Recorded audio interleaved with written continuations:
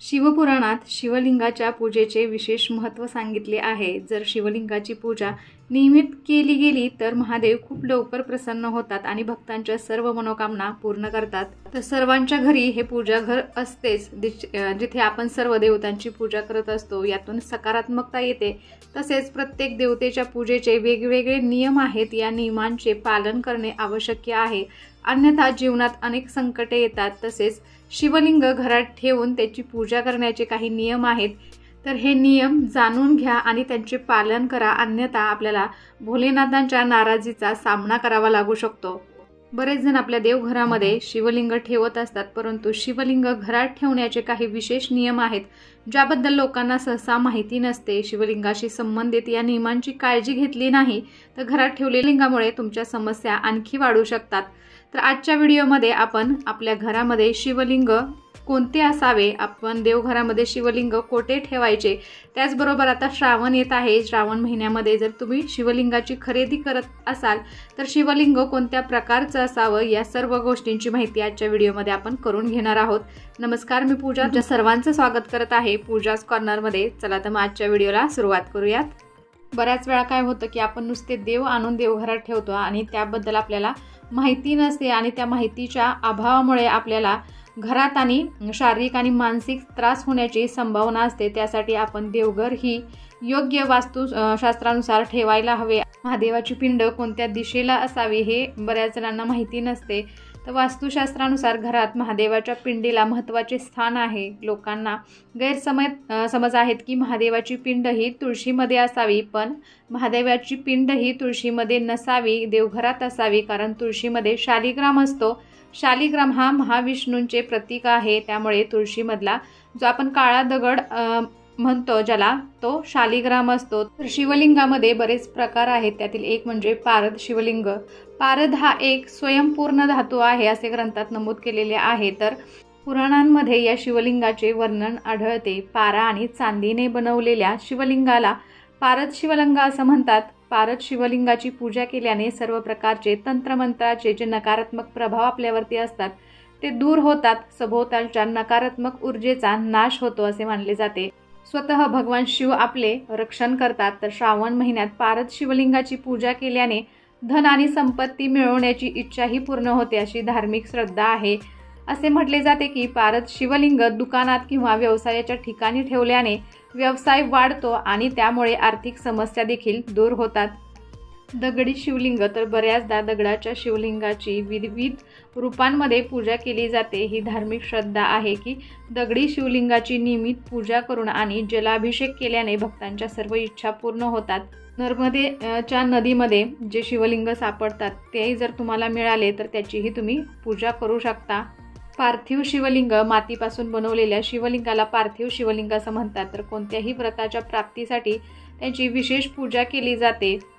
आणि कोणतेच शिवलिंग तुमच्याकडे जर नसेल तर तुम्ही जव किंवा तांदळाचे शिवलिंग बनवू शकता, खडीसाखरेचे शिवलिंग बनवू शकता। त्याचबरोबर रत्न शिवलिंगही मिळते व फळे किंवा फुलांच्या साहाय्याने तुम्ही शिवलिंग बनवू शकता।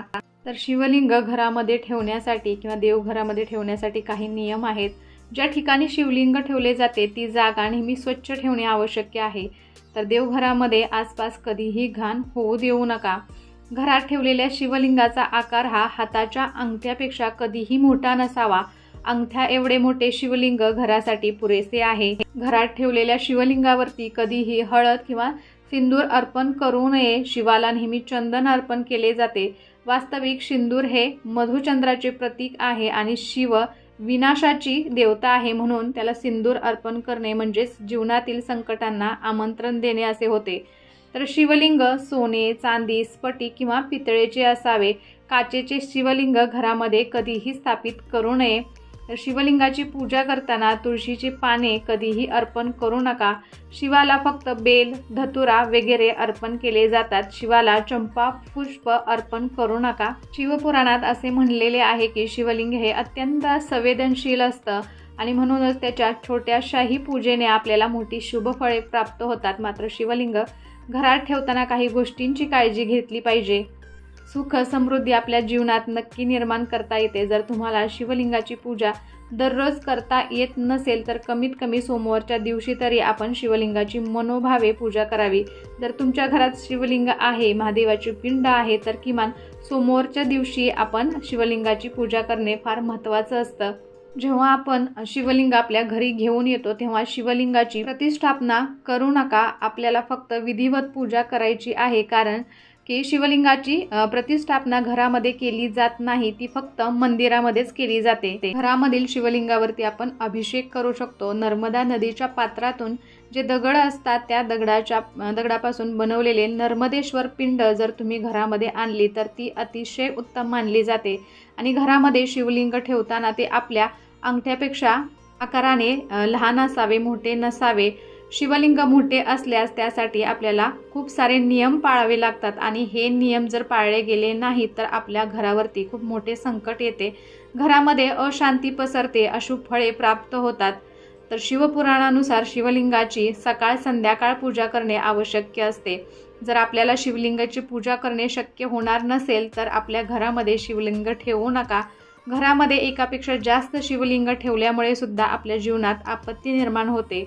शिवलिंग हे नेहमी खुल्या स्थानी असावे, एखाद्या पेटीमध्ये किंवा बंदिस्त ठिकाणी ठेवणे अत्यंत चुकीचे आहे। तर वास्तुशास्त्रानुसार शिवलिंगामधून सातत्याने ऊर्जा बाहेर पडत असते, म्हणून असल्या शिवलिंगावर सातत्याने आपल्याला पाण्याची धार पडत राहील याची कटाक्षाने काळजी घ्यायची आहे। बऱ्याच वेळा काय होतं, शिवलिंगावरती महादेवांना अप्रिय असणाऱ्या वस्तू आपण अर्पण करत असतो, त्यामुळे अनेकदा आपल्याला त्याचे वाईट फळ मिळते।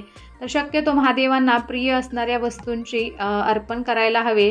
त्याचबरोबर शिवलिंगावरती केतकीची फुले, तुळशीची पाने, हळद वाहू नये, या गोष्टी महादेवांना अप्रिय आहेत। त्याचबरोबर असे म्हटले जाते की घरामध्ये शिवलिंग कधीच एकटे ठेवू नये।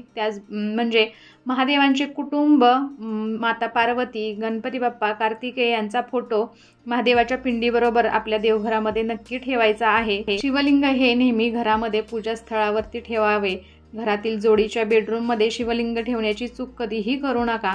तर जिथे आपण शिवलिंग ठेवणार आहोत ते स्थान मोकळे असले पाहिजे, त्यामुळे सकारात्मक परिणाम दिसून येतात। तर शिवलिंगातून प्रत्येक वेळी ऊर्जेचा प्रवाह सुरू असतो, म्हणून शिवलिंगावरती नेहमी पाण्याचा प्रवाह ठेवावा, त्यामुळे ही ऊर्जा शांत होते।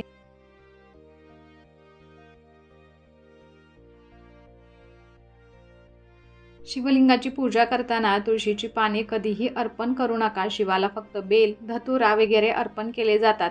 शिवाला चंपा पुष्प अर्पण करू नये। देवघरामध्ये शिवलिंग ठेवताना म्हणजे शिवलिंगाचे तोंड हे नेहमी उत्तर दिशेला असावे, म्हणजे ज्या पन्हाळीमधून पाणी खाली येतं तर तो भाग आपल्याला देवघरामध्ये उत्तर दिशेला ठेवायचा आहे। शिवपिंडीवरती कधीही शंखाने पाणी घालू नये, कारण शिवपुराणानुसार भगवान शंकरांनी शंखचूड नावाच्या असुराचा वध केला होता। तो भगवान विष्णूंचा भक्त असल्याने त्याची आणि लक्ष्मीची शंखाने पूजा केली जाते, परंतु शिवलिंगाला शंखाने कधीही पाणी घालू नये। जर तुम्ही श्रावण महिन्यामध्ये शिवलिंगाची खरेदी करणार असाल तर स्क्रीनवरती तुम्हाला एक व्हॉट्सअप नंबर दिसेल, तर त्या व्हॉट्सअप नंबरवरती तुम्ही मेसेज पाठवू शकता, तुम्हाला घरपोच हे शिवलिंग मिळेल। शिवलिंगावर बरोबर तुम्ही अभिषेक पात्र, दिवे हे सुद्धा मागवू शकता, तुम्हाला कॉम्बोही मिळेल। सर्व माहिती तुम्हाला डिस्क्रिप्शन बॉक्समध्ये नक्की मिळेल। कसा वाटला आजचा व्हिडिओ मला नक्कीच कमेंट करून सांगा आणि अशा छान छान व्हिडिओसाठी पूजाज कॉर्नरला सबस्क्राईब करायला विसरू नका। त्याचबरोबर बेल आयकॉनही क्लिक करा, जेणेकरून तुम्हाला माझे नवनवीन व्हिडिओज असेच पाहता येतील। चला तर मग भेटूया अशाच एका छानशा व्हिडिओ बरोबर, तोपर्यंत धन्यवाद। श्री स्वामी समर्थ।